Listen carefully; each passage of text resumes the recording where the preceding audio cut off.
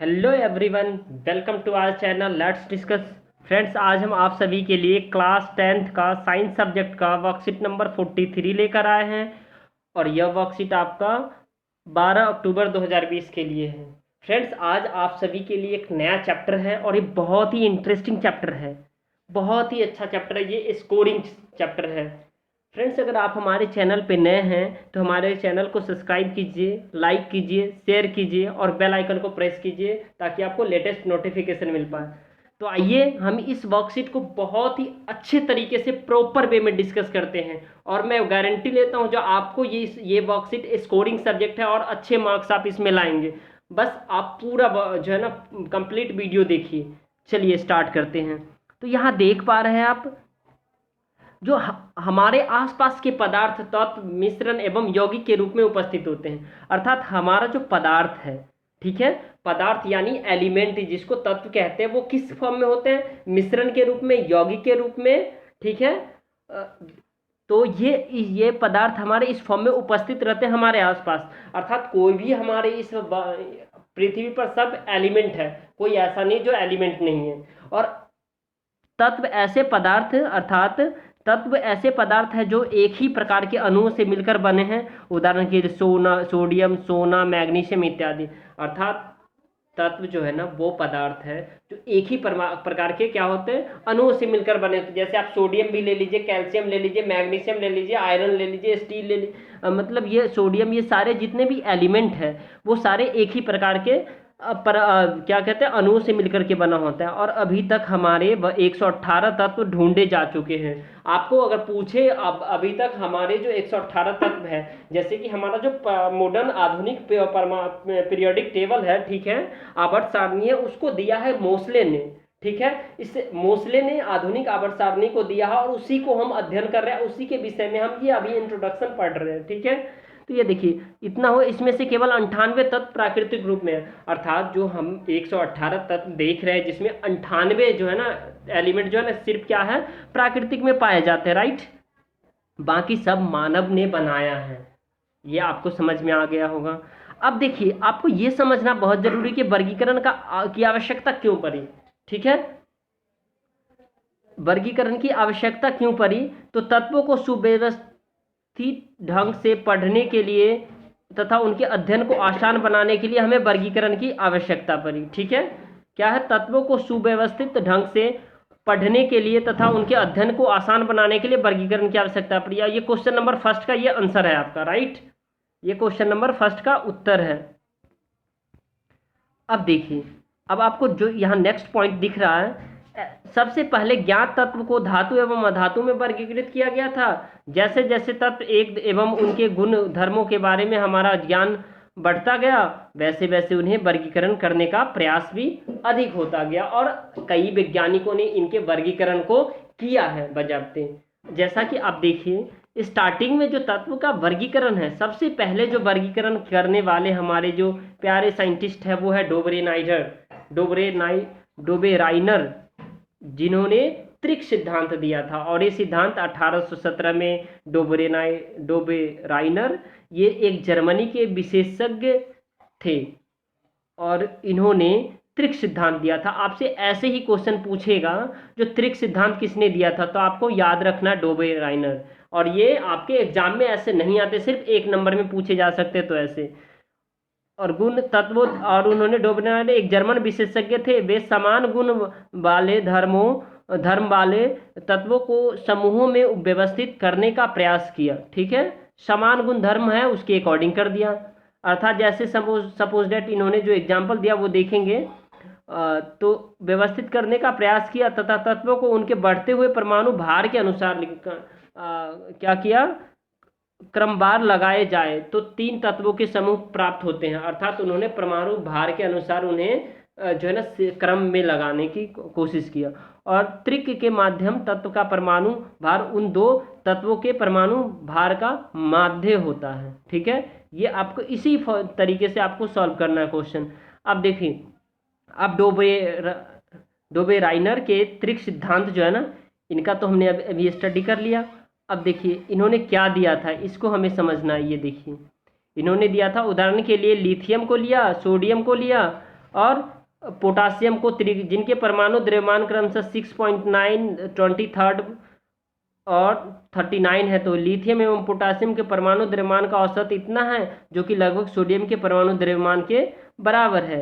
अब डोबेराइनर ने जो त्रिक सिद्धांत दिया उनमें जो उन्होंने एलिमेंट को लिया वो ये एलिमेंट है: lithium, sodium, potassium, calcium, strontium, barium, chlorine, bromine, iodine, ये सारे हेलोजन धातु है। ठीक है। अब देखिए, अब आपको जो है ना इसकी सीमाएं को भी आपको समझना पड़ेगा। डोबेराइनर के लिमिटेशन क्या थे? तो डोबेराइनर उस समय तत्व तक ज्ञात तत्वों में केवल 3 त्रिक ही ज्ञात कर सके। अर्थात सबसे अच्छी बात यह है जो डोबेराइनर ने सबसे पहले परमाणु को, जो एटम है, उसको सुव्यवस्थित ढंग से करने का प्रयास, पहला स्टेप इन्होंने किया। इसीलिए इन्हें आज भी हम पढ़ रहे हैं। इसीलिए त्रिक में वर्गीकृत करने की जो यह पद्धति सफल नहीं रही थी उनकी। अब देखिए, अब ये तो हो गया। अब हम आते हैं किसके सिद्धांत पे? हमें अब पढ़ना है न्यूलैंड्स के। ठीक है फ्रेंड्स, न्यूलैंड्स के अष्टक सिद्धांत। न्यूलैंड्स के अष्टक सिद्धांत की बात आते ही आपके माइंड में आ जाना चाहे सा रे गा मा पा धा नी सा, सा रे गा मा पा धा नी सा, सा रे गा मा पा धा नी सा। ये इस ट्यून के अनुसार उन्होंने जो है ना परमाणु के, न्यूलैंड्स ने तत्वों को बढ़ते परमाणु भार के क्रम में व्यवस्थित किया है। ठीक है। तो आइए इसे एक एक करके अध्ययन कर रहे हैं। देखिए, एक सेकेंड, यहाँ अगर दिया हुआ तो और बेटर है। यहाँ देखिए, तो परमाणु भार के अनुसार इन्होंने क्या किया? देखिए, न्यूलैंड्स के तत्वों को बढ़ते परमाणु भार के क्रम में व्यवस्थित किया तो पाया कि प्रत्येक 8वें तत्व के गुण पहले तत्व के का समान थे। इसके तुलना संगीत के अष्टक से की गई थी तथा इसीलिए इसे अष्टक का सिद्धांत कहा गया। और वो क्या था? लिथियम था, सोडियम था, के गुण समान मिलते हैं। इनके अनुसार लिथियम और सोडियम का जो गुण है वो आपस में इक्वल है, समान है, एक से जैसा गुण है इसके।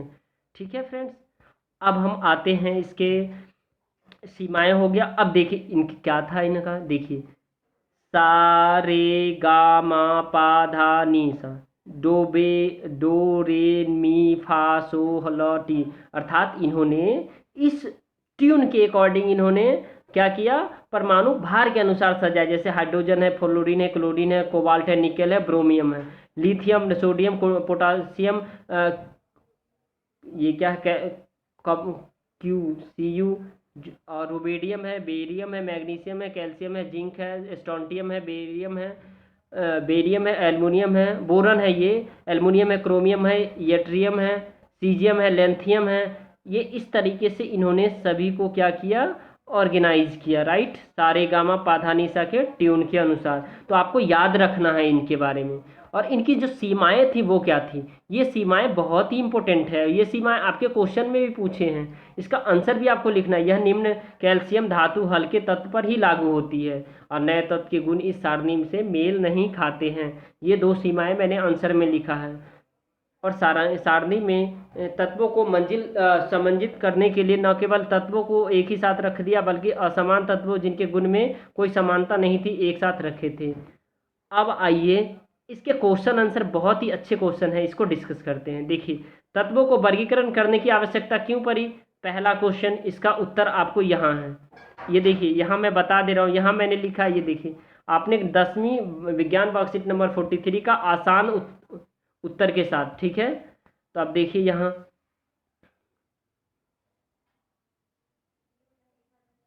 देखिए आप, ये जो है ना, क्या तत्वों को वर्गीकरण करने की आवश्यकता इसलिए क्योंकि हमारे आसपास के पदार्थ तथा मिश्रण को एक यौगिक के रूप में नहीं।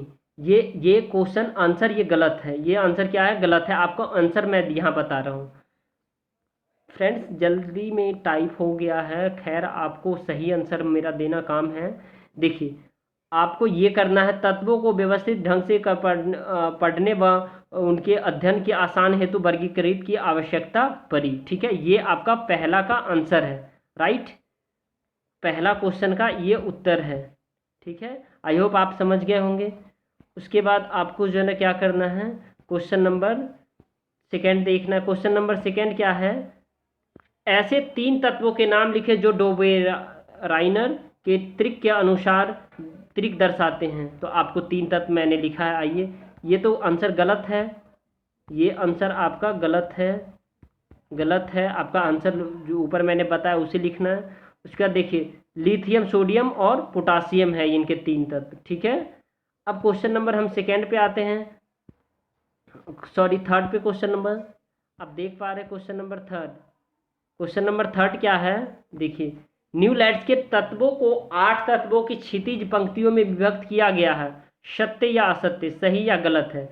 तो असत्य है, क्योंकि न्यूलैंड्स ने ऊर्ध्वाधर रूप में इसे किया है, राइट। तो आपको ये क्वेश्चन समझ में आया होगा। अब क्वेश्चन नंबर हम क्या करते हैं, फोर्थ देखते हैं। फोर्थ क्वेश्चन यहाँ देखिए, फोर्थ क्वेश्चन बहुत ही आसान है। आपको न्यूलैंड्स के अष्टक नियम की 2 सीमाएं लिखिए। आप चाहे तो यहाँ से भी लिख सकते हैं अष्टक सीमा। देखिए, न्यूलैंड्स की एक ये लिख लीजिए, एक ये लिख लीजिए, तीसरा भी लिख सकते हैं। इसका मैंने यहाँ पे भी लिखा, आप देख लीजिए। देखिए, यह नियम केवल कैल्शियम धातु हल्के तत्व को लागू होता है और नए तत्व के गुण इस सारणी से मेल नहीं खाते हैं। अब हम क्वेश्चन नंबर फोर्थ देखते हैं। क्वेश्चन नंबर फोर्थ, यहाँ से पहले क्वेश्चन देख लेते हैं। देखिए, सॉरी फिफ्थ क्वेश्चन नंबर देख रहे हैं। देखिए, फिफ्थ क्वेश्चन नंबर है, क्या नीचे दिए गए तत्व के समूह डोबेराइनर के त्रिक के रूप में वर्गीकृत किए जा सकते हैं? एक यह है सबका जो दे रखा है, ठीक है। अब देखिए, हमें इसे करना है अच्छे तरीके से, आपको समझ में आना चाहिए। मेरा मोटो ये होता है आपको अच्छे से समझ में आए, ताकि आप अपने बोर्ड के एग्जाम में बेहतर कर पाए। तो क्या नीचे दिए गए तत्व को डोबेराइनर बॉ का ये पेज काट दीजिए आप, ठीक है। एक सेकेंड, आप यहाँ देख पा रहे, यहाँ पे आपको बॉ का पेज काटना है, ठीक है। जो भी है डोबेराइनर सही से लिख लीजिएगा आप। देखिए, ये सोडियम है, सिलिकॉन है, कैल्शियम है। तो इनको आप क्या करेंगे, इनके जो परमाणु द्रव्यमान है या परमाणु भार कहते हैं, दोनों एक ही होते हैं। सोडियम का 23 होता है, सिलिकॉन का 28 होता है, ये मैंने निकाला है इसके आसपास। और ये 35 होता है, क्लोरीन का। इसमें जो आपका वर्कशीट है इसमें 35 ही दिया है, मैंने एग्जैक्ट जो होता है वो मैंने लिखा है आपके लिए। तो 23 और प्लस, इन दोनों को आप क्या करेंगे, प्लस करेंगे, राइट। क्या करेंगे आप, इन दोनों को प्लस करेंगे, अब फिर उसको 2 से डिवाइड करेंगे तो 58.8, और उसको 2 से डिवाइड करेंगे तो अप्रॉक्स लगभग में इसको लिखना है फ्रेंड्स 29 है। ये 29 है, तो ये किसके, सिलिकॉन 28 के आसपास आ रहा है, ठीक है। बट इसका देखिए डिस्टेंस कितना था, 23 है, 28 है, 35 है, काफ़ी डिस्टेंस है ना। तो ये देखिए, इसके जो परमाणु द्रव्यमान क्रमशः 23, 28 और 35.5 है। तो इनके परमाणु द्रव्यमान या भार डोबेराइनर के त्रिक सिद्धांत के आसपास है, परंतु त्रिक सिद्धांत के अनुसार इसे वर्गीकृत नहीं कर सकते हैं। क्यों? क्योंकि सिलिकॉन, सोडियम और क्लोरीन के गुणधर्म अलग अलग हैं। समझ में आ गया होगा। अब आप बी देखिए, बी है जो आपका, बी में जो बेरिलियम है, मैग्नीशियम है, कैल्शियम है, इसका 9 होता है, इसका 24 होता है, इसका 40 होता है। तो फिर उसी तरह आपको क्या करना है, इन दोनों को जोड़ना है। तो 40 + 9/2, तो 49/2, और 4.5 है। तो ये किसके आसपास है, इसके आसपास है, राइट। समझ में आ रहा है। तो ये 9 है, 24 है, 40 है। तो इसमें आपको करना क्या है, ये देखिए, अतः मैग्नीशियम, बेरिलियम और कैल्शियम के बराबर है, इसके गुण डोबेराइनर के त्रिक सिद्धांत के अनुसार मिलता है, इसीलिए हम डोबेराइनर के त्रिक के सिद्धांत के अनुसार व्यवस्थित कर सकते हैं। ओके फ्रेंड्स, आई होप आपको ये वीडियो पसंद आया होगा। वीडियो पसंद आया तो वीडियो को लाइक कीजिए, शेयर कीजिए, सब्सक्राइब कीजिए। सब्सक्राइब जरूर कीजिए दोस्तों, ताकि आपको लेटेस्ट नोटिफिकेशन मिले। Okay friends, thank U a lot, thanks.